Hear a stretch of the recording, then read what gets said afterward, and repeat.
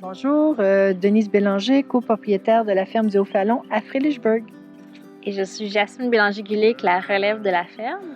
Moi, Pierre Jobin, copropriétaire. La ferme du Haut-Vallon est une petite entreprise diversifiée, installée sur 50 hectares, dont 30 hectares est en boisé, avec une petite érablière. On fait 1200 entailles.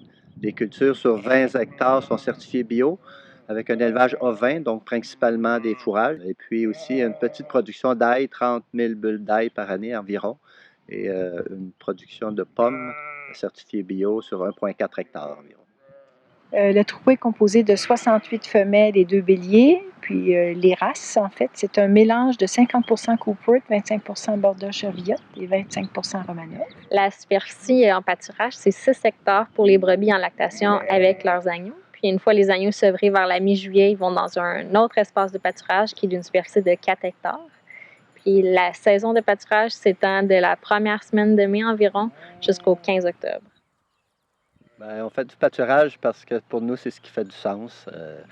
D'une part, pour le site où on se trouve, là, au piémont des Appalaches, des sols assez peu profonds, donc très appropriés pour faire des fourrages.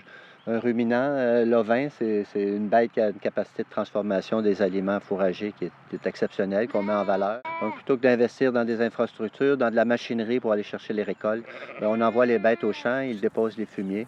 Et surtout, je dirais aussi, parce qu'on aime être dehors beaucoup plus que dans les bâtisses.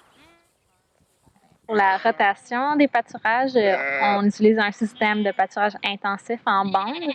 On bouge la clôture une fois par jour le matin. Les brebis vont au champ avec leurs agneaux. Une fois les agneaux sevrés, les agneaux vont dans un autre bloc où les brebis n'ont jamais pâturé, donc on espère exempt de parasites. Puis après le tarissement, les brebis retournent dans le premier bloc où ils étaient au début, puis elles continuent jusqu'à la mi-octobre. Fait que les deux groupes pâturent en parallèle, chacun dans leur bloc. C'est important de dire qu'on utilise une clôture de retrait qu'on met environ 4 jours après le passage des animaux. Donc, parmi les défis qu'on rencontre à la ferme, il y a la condition de chair de nos animaux. On se rend compte avec les années que vu la qualité des pâturages, la qualité du foin qu'on donne, puis le fait que les brebis mangent juste du grain une fois par année pendant environ une semaine. Malgré ça, on a beaucoup d'animaux qui sont en trop bonne condition de chair, fait qu'on a des brebis trop grasses. Puis un autre défi, c'est de trouver des agnelles de remplacement. C'est un défi de trouver des races qui performent bien au pâturage, qui sont disponibles au Québec, puis être dans des troupeaux en bonne santé.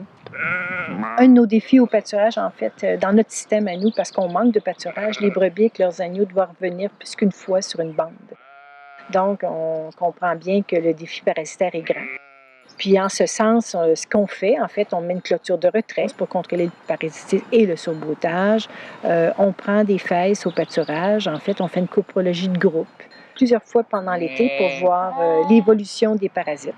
Et puis, à tous les jours, on regarde l'état des brebis, entre autres pour l'édème submandibulaire, parce que ça veut dire que ça presse de descendre au corral et puis de regarder les brebis. Bien entendu, on applique les principes de vermifugation sélective. On ne vermifue jamais tout le groupe. Tout ça pour ralentir le développement de la résistance aux vermifuges. Après 15 ans en production, je dirais qu'on est surtout fiers des performances techniques. On dit que le pâturage ovin en production ovine est contre-productif, alors que nous, on réussit finalement très bien point de vue technique. On est fiers d'avoir quand même un bon système de pâturage, en fait. Pierre fait une très, très bonne gestion de l'herbe et tout ça. Fait que moi, je suis très fière de ça. Puis, au niveau du bien-être, je suis très fière parce qu'on a créé beaucoup de zones d'ombre pour les animaux, tout ça. Puis je sens que nos animaux, ils sont bien. Puis je suis très fière aussi, je vais ajouter que ma fille Jasmine, ben, est vraiment bonne avec le troupeau. Puis on a de la relève, ça, c'est une grande fierté.